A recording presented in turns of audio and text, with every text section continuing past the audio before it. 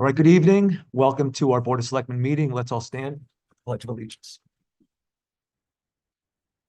I pledge allegiance to the flag of the United States of America and to the republic for which it stands, one nation, under God, indivisible, with liberty and justice for all.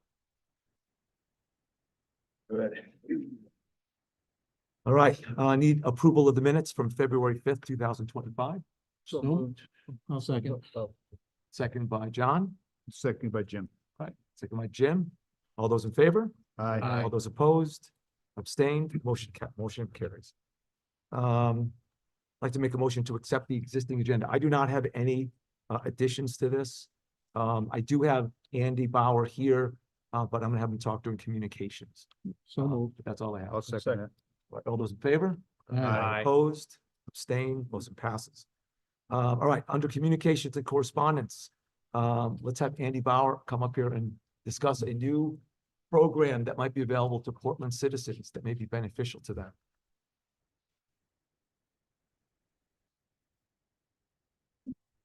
Thank you, Mike. Andy Bauer, 256 Old Marlboro Turnpike in Tim and Rick, thank you for stepping up. Andy, when do we, I'm sorry. Yeah, Getting closer, right? yeah, we'll pull it to you. I should do this, but, okay, so, but yeah, just wanted to give you guys a shout out. All public servants who step up are appreciated in my book, so welcome.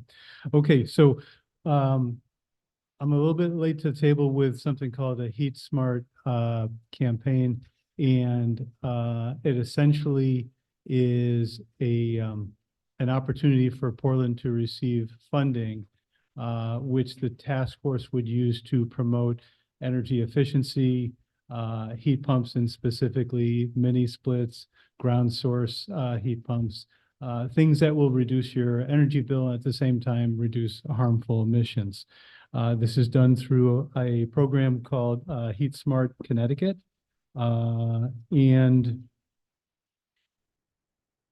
to kind of put it in one quick sentence, it's basically what the task force has been doing for years and years. We conduct campaigns, we advertise to Portland, anybody who wants to join in, joins in, and then they're off and running. The resident would make their own overtures to, or I should say negotiations with whatever vendor we're able to connect them with. And I think this can all happen with just the task force. And like I was just talking with Mike about this, I don't really think that the Board of Selectmen needs to get involved because there's no financial arrangement between the town and the Heat Smart campaign. It may require, Mike, you to sign off just as an agreement.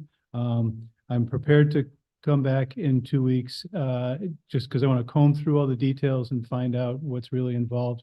But as far as they've been able to determine, there's no financial risk exposure, if that's the way you want to, how you want to describe it, to the town. It would just, we would become a part of several towns in the River Cog who might be doing this. If I understand correctly, the River Cog is going to act as like,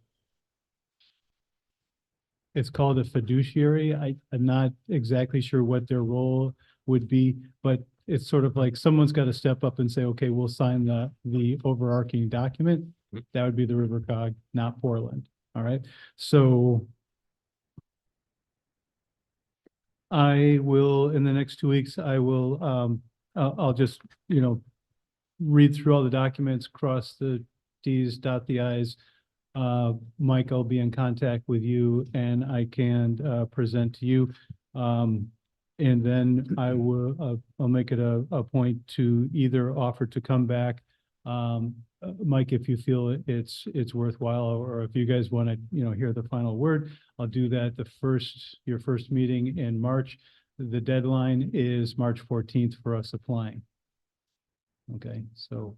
Just out of curiosity, Yeah. do we know, I know you're still doing a lot of research, but does this appear to be the type of program like we've done with solar, where it's almost like an aggregate buy as part of the campaign? Or is it just like a coordination to what people do together with vendors? Interestingly enough, Jim, it's not. That was my first impression. Really, it seems like it's grant money for promotion. And as you probably know, we just concluded the Solarize, which was for solar panels plus storage. And you know, a number of people signed up for that. Sadly, 4 days after that particular campaign ended, I get a call from somebody in town like, hey, what do you got for solar? So, you know, we're trying to communicate. As you probably saw, I wrote letters in the River East. I put in blurbs, put on the website, did this, that, and the other thing. But this grant would provide money for promotion. So for example, if we need to spend, let's say $1,000 on direct mailing, then that grant provides us with money to do that. So it's all about promoting it. If we have an evening event at the library and, you know, want to chip in $50 for, like, you know, light refreshments, that tends to bring out a lot of people. They know they can eat something. You know, the grant would chip in for that. Right? Any other questions? I think the only other questions, I know with the Solarize, it wasn't limited to just Portland residents. I don't know if this would be the same thing if surrounding, or where Portland would be signing up, would this only be for Portland residents or other residents of communities that have signed up into the program? Yeah, I should stress that it's not, whereas the Solarize was a incentive to folks who wanted to go solar. It was like 500 or 1,000 off the price, which was great. This is not that. There's no incentive. Like if someone hears about this through the Heat Smart campaign and wants to negotiate with a vendor or contract with a vendor, that's totally between the resident and the vendor. But the heat pump campaign, again, just funds the awareness. There's a lot of folks still who don't understand that there are incentives for solar, that there are incentives to install heat pumps. And again, these things save the resident money and they reduce harmful emissions. It's a double win. But sometimes folks don't really know where to go. So one of the task force's services, if you will, that we feel like we've provided is where the task force connects the dots. People will call me and say, hey, I want to go solar. I'm like, okay, here's a list of solar vendors. You know, here's Energize CT, where you can find out about HES, Home Energy Solutions, energy efficiency visits. So, you know, that's our job. As you guys know, we are middle people to that extent. We don't get paid. You know, it's not like I rack up a commission for anybody. As you guys know, I refuse to take those. They're going to the town. Anytime somebody who I recommend to go solar does so, the bonus goes to the town. That's $500 to the town's clean energy activities budget. Thank you. You're welcome for that. That's helpful. I do have to say also, for those that don't know you, Andy, and you're very well known in town, I mean, you've done a lot of work for the town in a lot of ways for residents, making it better for them, easier to get solar, easier to save money on their bill. You're the chairman of the Clean Energy Task Force, and you've Yep. done a lot behind the scenes that I don't think people realize. So we appreciate all the work that you do. And when you come to us with a project like this or an idea like this, we take it seriously and we appreciate that. Yeah, Very thank you, much so. Mike. Thank you. Rick, did you have a question? Yes, is there, like if somebody was to put in a heat pump with go through a vendor, Yeah. right? Are there still incentives from that? Well, how to put it? I've done some commercial heat pumps installations and I've been able to get rebates through the vendor, but it really comes from the state. or Correct. Some program. So Right. what I'm asking essentially are some of those programs for rebates to the customer if they install? Yes. Yes. Okay. Those funds, for those of you who were here in September, and if you remember, I gave that public benefits charge presentation. So the public benefits charge does have funding for what you are describing. And there's also incentives in those charges for residents to install energy efficient equipment. A lot of times it's expensive. So that helps close the gap so people can install this stuff. And again, saving money, reducing emissions. There's also a 30% federal tax incentive, which is still in existence. I'll leave that statement where Yeah, not say it's anything still- else yeah. about it, but right now for 2025, that's in place. I will say currently there are several bills which look to eliminate or impede the public benefits charge. I am active with the legislature to educate them as to why that would be a bad idea. Because in my opinion, in the public benefits charges, those are the only components in the bill that help reduce all the other components in the bill. And if we get rid of them, not good. Okay, thank you. Right. Anybody else? Andy, thank you very much. Thank you, Mike. Thanks, Keep on doing everybody. what you're doing. Thank you, Andy. Appreciate it. All right. Next item on the agenda. A couple of weeks ago, I received a packet of information regarding responsible gambling and the issues with folks that have problems with gambling. And I thought it was important to at least address it because there's so many younger people that have gone out there. Online gambling is so much more prevalent. The traditional gamblers, the older ones that will go to the casino, now is a much smaller part of the total gambling package out there. It's easy for kids 16 and younger to get on an app and figure out a way how to gamble out there. So I thought it's important we bring that up and make sure that people understand that gambling is fine if you could do it responsibly. And I thought it's something that we should get the message out. So I'd like to ask someone to read the. I'll read it, Mike. Thank you. Proclamation, Problem Gambling Awareness Month. Whereas the National Council on Problem Gambling has designated March 2025 as Problem Gambling Awareness Month. And whereas problem gambling is a public health issue affecting millions of Americans of all ages, races, and ethnic backgrounds. And whereas problem gambling has a significant societal and economic cost for individuals, families, businesses, and communities. And whereas problem gambling is treatable and treatment is effective in minimizing this harm to both individuals and society as a whole. And whereas numerous individuals, professionals, and organizations have dedicated their efforts to the education of the public about problem gambling and the availability and effectiveness of treatment. And whereas the National Council on Problem Gambling in the town of Portland invite all residents of Portland to participate in Problem Gambling Awareness Month.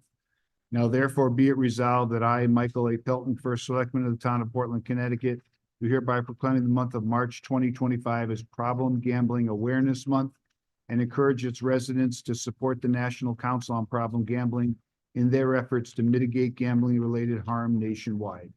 In witness whereof, I do hereby set my hand and cause the seal of Portland to be affixed this 19th day of February in the year 2025 by Michael A. Pelton, First Selectman, Town of Portland, Board of Selectmen John H. Dillon, Michael S. Hernandez, Robert W. Hetrick Jr., Edward J. Shar Jr., Timothy E. Lavoy, and James K. Tripp. Have a second? Second. All those in favor? Aye. Opposed? Abstained? Motion passes. Thank you, John. I appreciate that. Mike, I'd just like to add one, sorry, during discussion, I'd just like to add a problem gambling, bad. Responsible gambling, good, right? And I just want to make it aware to everybody out here, the responsible gamblers do contribute a lot to the general fund of the state with their tax burdens, which goes to great programs in the state. Absolutely. So I want to say with every bad, there is a good. So I just want to let everyone know, like responsible gambling is awesome. Absolutely. Problem gambling. But when you feel like if you're out of control, that's what this is for. Yeah, There you go. but Right. yeah, but a lot of good does come out of gambling with the Oh, yeah. state with the taxes to it. So You don't want a lot of to programs are funded that way. absolutely. Education, I think. Education is a big Education one, gets a yeah. lot of funding from that. 100%. Thank you, Michael. That's great. Mhm. All right, public comment. Anyone have anything they need to say or want to say, either here or online? All right, very nice.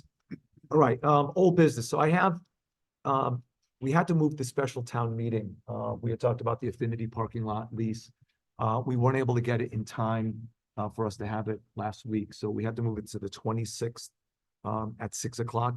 just want to make sure everyone's aware of it. I don't know if we need to make a motion to do that, or it's more just an acknowledgement to everyone here. Has it already been posted in Yes. terms of the notifications? Yes. I know. So it's already been posted. Hopefully everyone is available for that. We've already had the discussion. This is really for the town to vote on it, since it is a year, at least more than a year.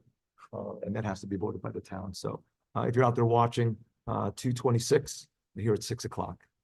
You can pass your vote for this. So. All right. Next up, the monthly report for the Committee on Solidarity. Do we have anyone on the line for that? Yeah, Mike, I'm here. How you doing? Hey, how are you? Good, good. Yeah, so we are busy at work at the Committee on Solidarity, working on many programs and events this year for the town.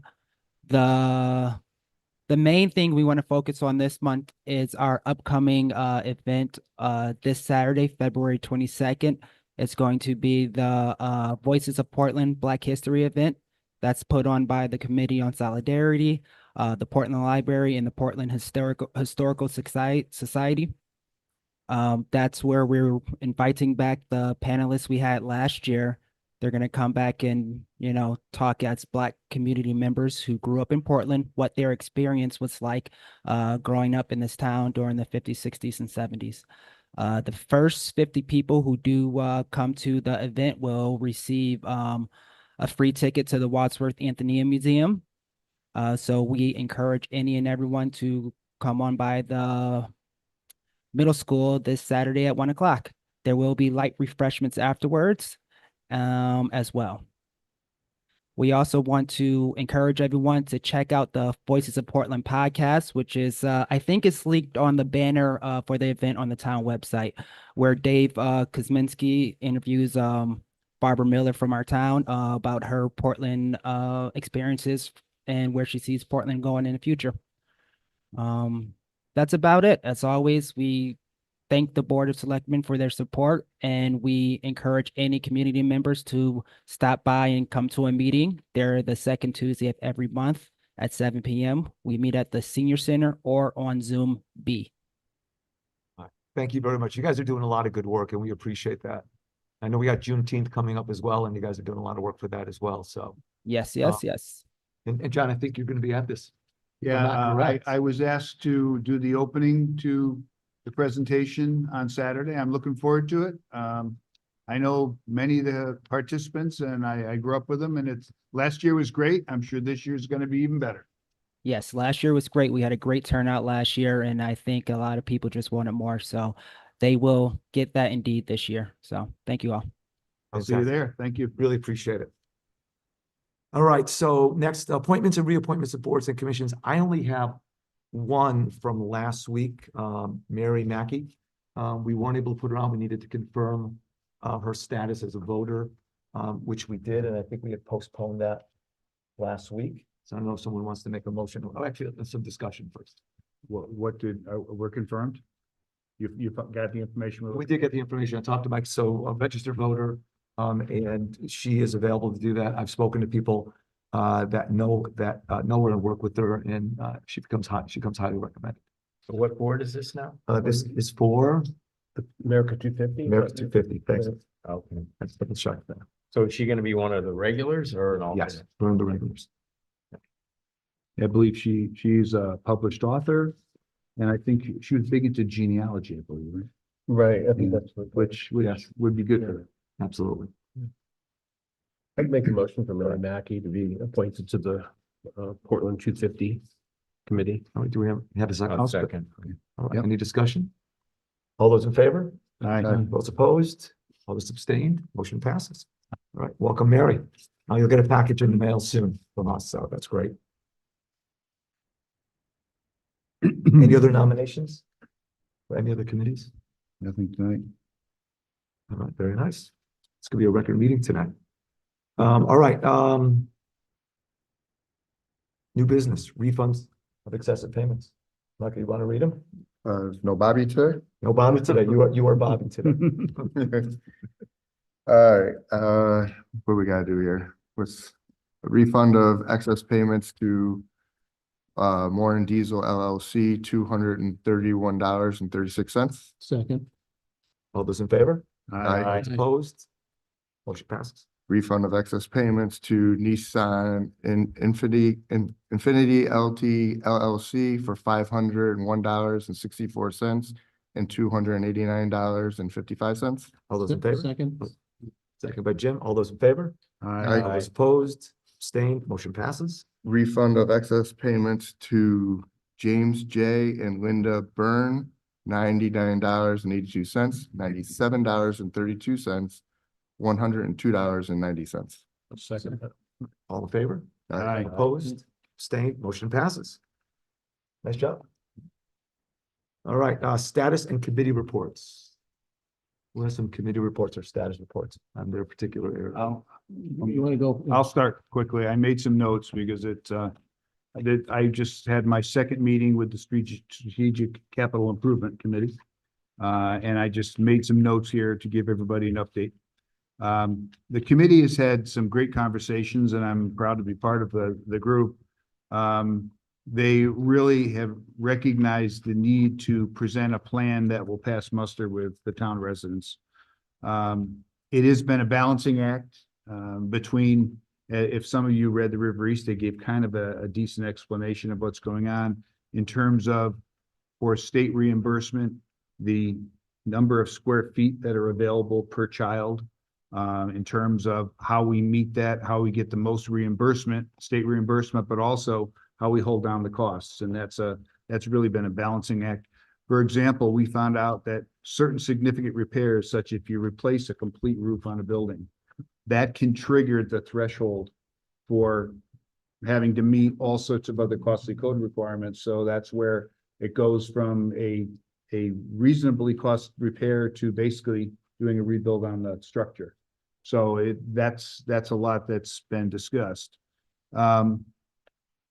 Prior architects presented a presentation the week before last with some good information. A lot of it was a regurgitation, if you will, from previous reports, but it was good information to get out there. What they provided us was existing square footage of each of the three buildings. That's net square footage. Give you an idea, Valley View, 39,987 square feet. Gildersleeve, 48,931 square feet. And BIS is 60,392 square feet. Now, in terms of the square footage that they allow per child based upon the grade, they also identified the square foot overages for each of those schools. Valley View School is the closest to acceptable. Its square footage is over by 853 feet. Gildersleeve School is over by 9,806 feet. BIS is over by 21,267. Now, a lot of this has to do with the age of the children based upon the square footage. A lot of this also has to do with when you look at Valley View and Gildersleeve, those are two buildings that were really built as elementary schools. The BIS was, the main part of BIS was built as a high school, so the rooms are larger. And then there's additions off the back, where I went to junior high school, which was 6th and 7th grade at the time. So right now that building is exceptionally larger than it needs to be for state reimbursement. Conceptual ideas were presented by Fryer as possible ways to modify or reduce building size to comply with that square footage requirement. And for example, and these were just, really brainstorming from Fryer, but for example, they talked about in one plan, potentially eliminating part of the addition on BIS. Another one was basically eliminating that entire L addition on BIS and going back to the original high school structure, which would get you down to your square feet. But that's where these really intricate discussions are going to come out of this group, because you also have a roof that we just repaired that has solar on the roof right now, and those additions that's generating some savings for us. So, it's a balancing act. Fryer discussed some estimates of costs, and I thought I could just go through here quickly and provide that to you. Because they gave a PowerPoint presentation, but all I got was this version here, and it's kind of difficult. They provided 3 scenarios in terms of cost. All this assuming that you're going to take the 3 schools, eliminate one from the mix. Scenario number one, Valley View as pre-K through second and Gildersleeve as third, fourth, and fifth, eliminating BIS. The estimated budget cost would be $82,385,000. Cost to the state, $42 million. Cost to Portland, $40 million. The second scenario was Gildersleeve, pre-K through second, and Brownstone, third through fifth. Estimated budget cost was $88.1 million. Cost to the state, $44.9 million. Cost to Portland, $43.1 million. And the third scenario they provided was Valley View, pre-K through second, and Brownstone, third, fourth, and fifth. Estimated budget on that was $90 million, almost $91 million, with a cost to the state of $46.3 million and a cost to Portland of $44 million. It was after that presentation that, we began as a group asking questions and trying to really get down to the point where, we said I think the group in general recognizes you can't go back to the town of Portland with the same dollar figure. We got to try to find a way to reduce the cost, or at least have looked at every conceivable way to reduce the cost before you go back to the voters and say, this is what it is. So we asked Fryer to go back and sharpen their pencils and to come back with a revised presentation with some more detailed numbers, something that we anticipate as a group going through line item by line item, eventually trying to figure out where you got to make some decisions to leave things, where you also make some decisions to remove a few things. That will be the presentation tomorrow evening. I urge you guys to either log in if you can, or at least review the presentation afterwards, because I think it's going to really give me and all of you a good idea of where we stand with that. The meeting tomorrow night, because there were some conflicts, the meeting tomorrow night starts at 5 p.m.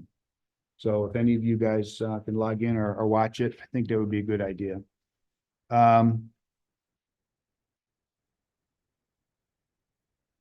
There was also discussion at last week's meeting about, again, how to accomplish the end goal of having a safe and a healthy school environment for our kids and our teachers while limiting the financial impact to taxpayers. And we're really trying to start thinking out of the box.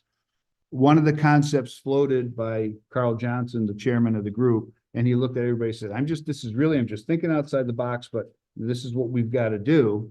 And he thought of a concept, and it's still, nothing was decided, but this is just the thought process that's going on. Would it be advantageous for the town to get the most state reimbursement to potentially identify 2 schools and take one of those schools and do a renovate to new, and take the other school and do a very targeted strategic repair of the building? So you could potentially, do your security measures, your HVAC measures, repair certain things, but do it in such a way that you don't trigger that big picture cost that jumps in and wipes you out. So that, again, is just kind of the way the discussions have been going. And then finally, as the new BOS representative on the Capital Improvements Committee, I was asked by the board to come to you all. There was a proposal, which I understand will be in our budget proposal from the Board of Education, that was put forward by Superintendent Charles Britton.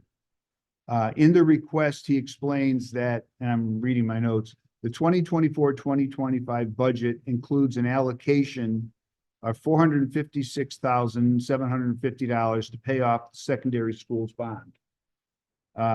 This was actually brought by a couple members of the board, because they're saying, as they're beginning to look at creative ways to keep costs down, I will say they are also in the same discussions with the 3 schools. They are also talking about in recognition that those other enhancements need to be made to the secondary schools. And superintendent's proposal asks whether this board would be interested, or the town could handle rolling over that $456,750 for the next fiscal year to capital improvements at the secondary school. So it's food for thought. They wanted to see where the board sat on it and if the board would be interested in it. I don't know, Mike, what your discussions have been with Tom, or, you know, if that money is already earmarked for something, but I believe when we get the presentation from Superintendent Britton, I think he'll be available to explain more details on that. But I was asked to bring it forward to you all because they're looking at every creative way to try to keep the cost down. No, that's great. I've had several discussions with Dr. Burton and Laurel regarding that idea and some other ideas they have. And I find it interesting if we have the financial discipline to do that.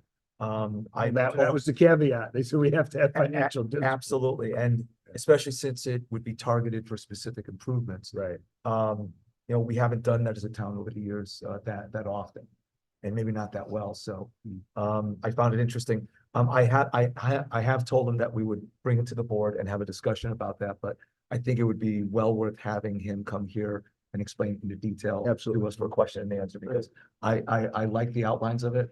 I think having more specifics would be something that I think we all would want to know, as well as the town folks as well, because it's different than we've normally done other budgets. But I think given the enormity of the project for the schools and the interest in it, I think more clarity is going to be helpful. And it was said at the meeting as well, and some kudos were given to Bob Shea.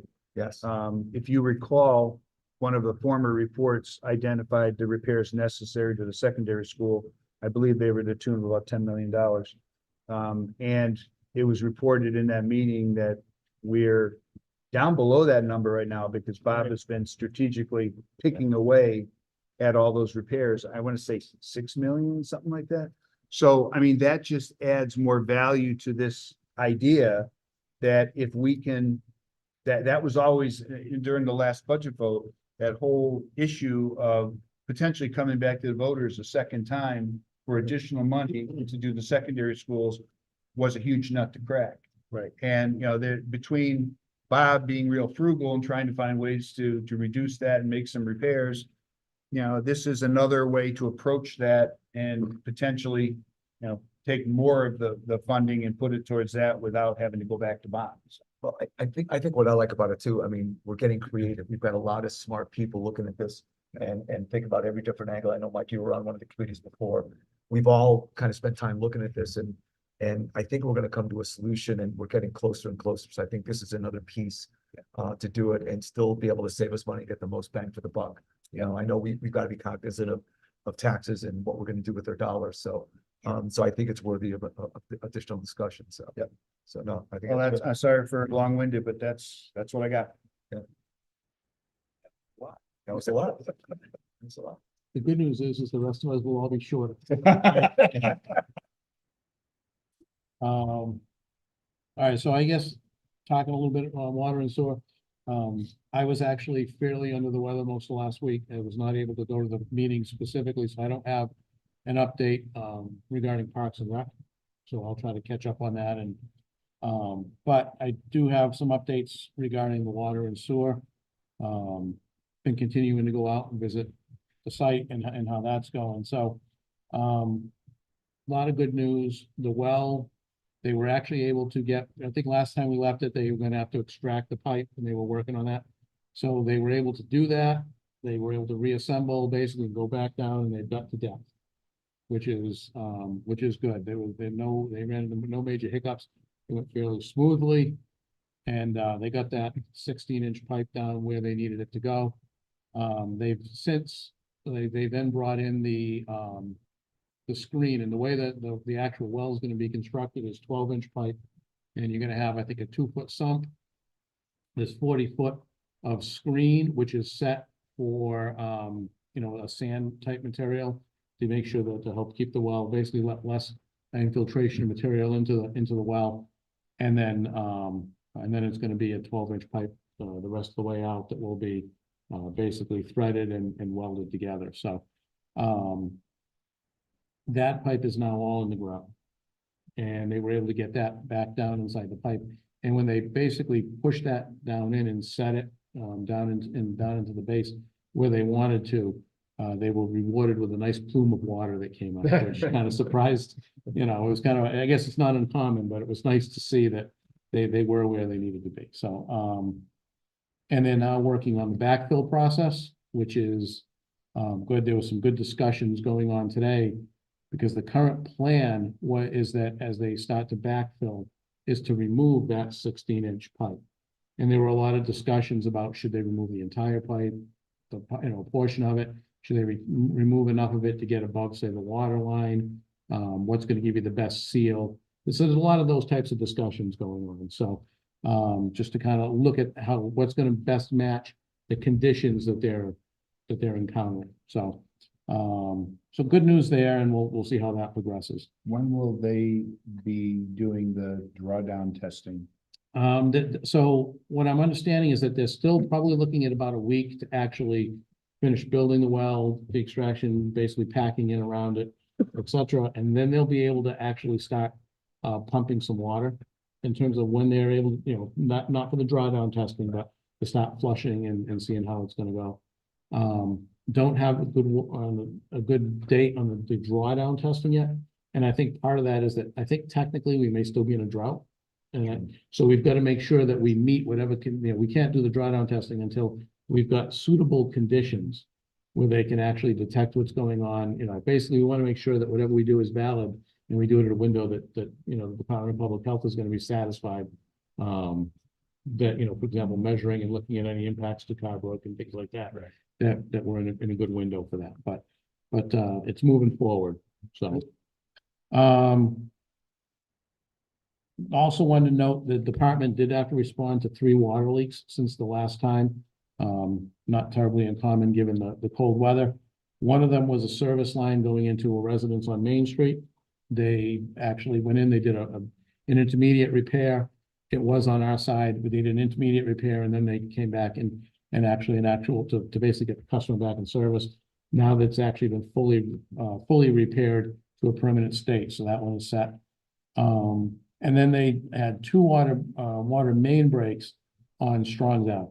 And basically it was back to back. So whatever occurred in the system when those broke, they basically had one, and then they kind of immediately had to turn their attention to the other one. So they had kind of 2 simultaneous events or similar events that they had to work back to back to restore.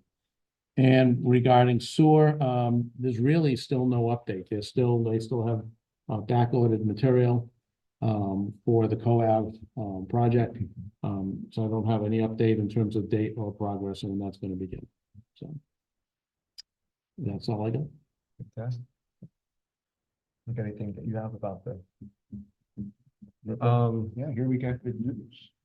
Yeah, on a lighter note, we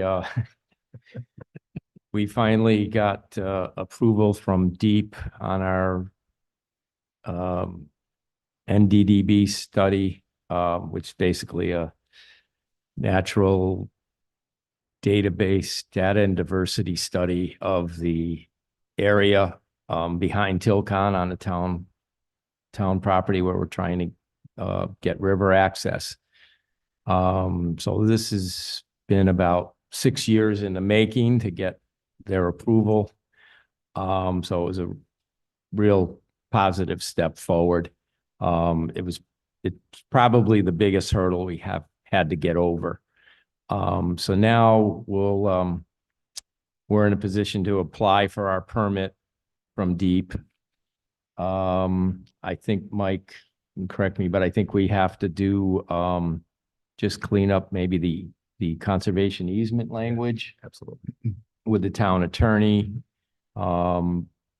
Mike has reached out to Tilcon to update them that we're getting to the point where we may be able to actually start doing some work there, or at least going out to bid this spring, conceivably.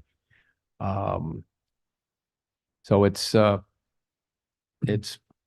finally moving forward. Yeah, just 6 years, right? Yeah, just 6 years. This started when I was on board of selectmen I think in 2018. Well, look at the bright side. You'll have a new model kayak by the time you get to I use was it. gonna say kayak technology is gonna change. 100% solar by then, right? No, it's real exciting. This may be our first river access for our town folks that we've had, right? I mean, everything Public. else- I believe Public access. for Yeah. public access ever. Right, and you know, and we have money that was already allocated from a grant a couple of years ago, so that money's available. We can start spending it, hopefully soon. Well, that's one other thing on that. I believe we need to, we talked about this, I think. We may need to update Deep just formally because the grant we received had a 3-year expiration, which is up the end of this year. Right, December 25th. I did speak to someone in the office and we should have no problem with that, especially since we just passed this hurdle. So we should be good. So. Great. In addition to, and this is kind of a shout out to our public works for a couple of reasons. You know, we could probably do more work ourselves to get the access road built. So there's material already at Tilcon right now that has been kind of pre-stationed that our public works has done to assist with the project. So we'll be able to devote more money toward the things that we need that we can't do. But you've got the people in town and public works behind it as well to help out. So. Yeah, that's great. I think they can do a lot of the rough clearing and grading. We still need to get it sort of marked out by the town, by our engineer. Right. But yeah, that sounds good. We were kind of in the back of our minds, Lou Pear and I were hoping that our public works department would be able to help out Yeah, on this. they've been doing stuff behind the Yeah. scenes for you. Who's gonna be the first one out there on the kayak? You were Lou. We'll go together. You know, as I'm thinking about this, shout out to Troop 2. I see a lot of possibilities for Eagle Scout projects Yes. Oh, yes. with this, Yeah. you know? Yeah, Absolutely. yep, some tables, Yeah. Absolutely. Volunteer Finding hours. trails, all kinds of stuff like that. Yeah. yeah. Yeah, we're looking at you out there watching. We need your help. We need your kids' help on this one, so. That's excellent. Michael, do you have anything at all? At all. No. Tim? No. Okay, so, all right, let's go to public comment first. See if anyone else has public comment, then I'll do a quick update myself. No one out here? Nope. Anyone online? All right. So I just have a couple issues that are going on. So, last time we met, we talked about a steep grant for $1 million to continue the work on High Street. The town approved by vote the $200,000 that we're contributing to that. That steep grant application was approved on the 13th of this month. It was submitted 2 days ago to the state. The deadline was, I believe, tomorrow. So they have it within the deadline. It's been confirmed. We're hoping that within the next 4 to 5 weeks, I believe, they'll start reviewing that. I don't want to jinx it at all. But I know we have, because this is a continuation of the project that we already started. It gives us, I guess, additional chances of getting it since it's continuing a project that they liked before. And there's one additional step after this project, should they say yes, that could and should get done as well. So we're looking forward to getting hopefully a positive answer back. As soon as I hear, I'll let you know, but it's in their hands. It's been passed on. So thank you for your help and thank you for the folks that voted for that as well. It's a good deal. For every $2 we put in, we're getting $10 back from the state. So it was a very good use of our funds. We've already updated on the water project, Jim. Thank you for doing that. I appreciate it. We also received 7 RFPs back for the bar grant that we received for $200,000. The town puts in 20,000. We get 200,000 from the state, and that's for connectivity for our Main Street area. So we have 7 that received in. We've opened them. We'll be looking at them over the next week or so, week and a half, selecting 3 and then doing interviews. So I'll keep everyone posted on that, but excited about that. The quality of the proposals are high. These are people that have done projects throughout the state, Middletown, some in town ourselves.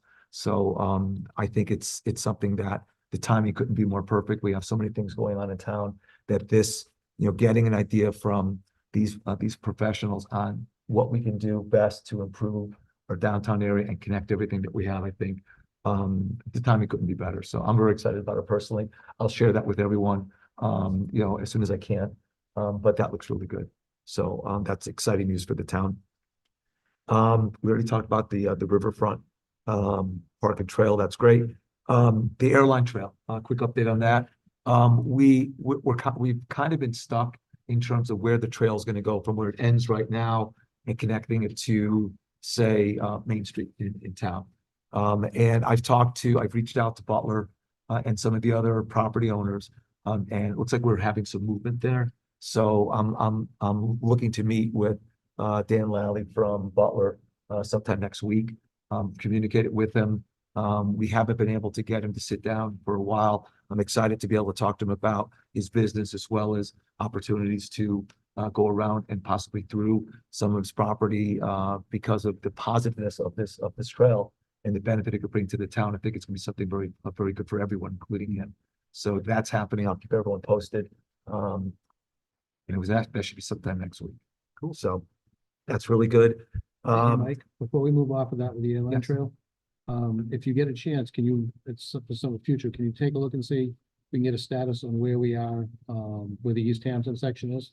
Yes. That was done, because I think there's a lot of folks too, 'cause once that's connected, we'll be So, able to go in the other direction, yeah. yes. Yeah, So the last I heard with that, about a week or so ago, I was told that the East Hampton has the funds for it and they're shooting for next spring to have that done. So it's still a year out. Everything takes a long time, right? But they're looking for a year out, and that seems to be a conservative estimate. So they might do it slightly sooner, but next spring is when they're looking to have that part completed. And I believe it's less than a third of a mile. It's it's not a long section. Not that long. It's not that long, so maybe, so anyway, so that is moving. It is funded. It just has to be done. They have to do the engineering, whatever else they need to do. Excellent, no, thank you, that's a good update, thank you. All right, very welcome. Quick shout out also, Public Works, we've had two, I guess, minor storms, one ice storm, another storm. Public Works has done a fantastic job of getting on top of that. Both the highway and the grounds department. So Michael and Nate, nice job for him and his crew doing that. Michael, I got to give him a special shout out because with the ice storm that we had recently, the state, the way they did is they just threw a ton of salt on that, whereas Mike went out there early, put salt down early. So there was a layer between the ice and the snow on top of that. He was able to not only save the amount of salt that he used and significant amount of dollars, but because of the way that he handled it, because of the timing that he did, he was able to save the town money and do a better job cleaning it up. So it's employees like that and others that stop, look at the way they're going to do the job, figure out a way that might make it more cost effective, and just get it done. He didn't ask for permission to do it, he just did it because he thought that was in the best. So I like that. I think that's something that we want to encourage with everyone in our town. Same thing with the board here. If we have an idea that makes sense for the town, we just need to kind of execute that and get it done. So shout out to him, his crew, and anyone else in our the departments that do something like that. That's what we need. Every dollar makes a difference. So I applaud that. Yeah, and I think it's important that we always keep that in mind, and I think one of those storms abutted some of those repairs, the long day of repairs too. I Right. mean, so, Oh, yeah. these guys sometimes go into, they go into a long night or a long period where they're plowing and keeping the streets clean, keeping us safe. And then, you get a couple water main A breaks. couple of water main breaks just to do a Yeah, little spice. it's a into good the- measure on top of all the Yeah. other things that they do in the day to day, so. Absolutely. Yeah. Absolutely. So, no, so just something noticed, and I just want to shout that out. Last thing I had, tonight is budget season. Tom and I have been going through the numbers, every single line, as to what we need to do in terms of people costs, expenses. So we should have this for you by the 28th as we need to. And then we get to start budget deliberations. So, we're working hard to get that for you. We're trying to be as careful as we can. We're trying to make sure we can justify and rationalize any increase that we have or any decrease that we need to do as well. So there's a lot of thought going into that. It's given me a bigger appreciation for control and all this because I've seen it from our side up until now. Now I see all the work that Tom puts into it. So he's there, Living next door to the town hall, trust me. it is, I see yeah, that Tom light is staring at the on. parking lot all hours. I thought I could feed him in hours and I haven't even come close yet. Oh, And- man. And I still do work at home, but no, he's working real hard for this and he looks at every single number. And he's watching out for everyone's dollar. So be aware of that when it comes time to look at each number. So, but then again, having everyone with your set of eyes on it, I think we'll do the same thing. We'll refine it down to what I think is the best budget for the town. So I'm looking forward to that time. and we're trying to prepare the best budget we can for it, so. When's first meeting, So, on but talking about? funny you budget? should ask, so, we have meetings, so let me just make sure I have the right numbers here. So I need to get it to you by Friday, the 28th is when we're gonna submit it. We're ready to submit the budget that I put together with Tom. On March 11th, there'll be a public hearing on our budget. That'll be held in the Buck Forum here, 7 o'clock on March 11th. That's Tuesday. Starting on Wednesday, March 12th, we'll be doing department budget workshops here. So, the March 12th one is including Board of Ed. And then we have various ones on the 18th of March, the 19th of March, March 25th, March 26th, and then on April 2nd will be the final adoption of the budget. So that's what we're shooting for is April 2nd.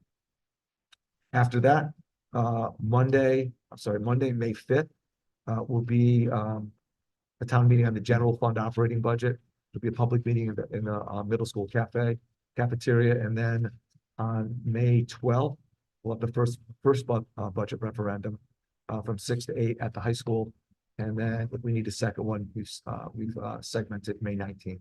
So a lot of action in March.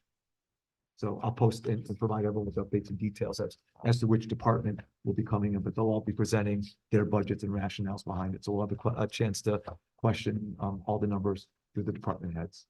So looking forward to that. I'll bring the coffee. And not the decaf, so. Yeah. All right, do we have anything else at all that we have in informal discussion? I have just one thing. So this is my sixth February meeting since I've been on the Board of Selectmen, and just want to mention that every past February, we made a proclamation for Black History Awareness Month, and we didn't this year. So I would just like to add into the minutes that we're aware of this month being Black History Month. Absolutely. Absolutely. And I meant to say something when PJ was on earlier, but I forgot about it, but Let's make sure we get it on to the next meeting. yeah, we proclamation or not, just awareness. Absolutely. Just so everyone's aware of Black History Month. Good catch. That's Thank very you. important.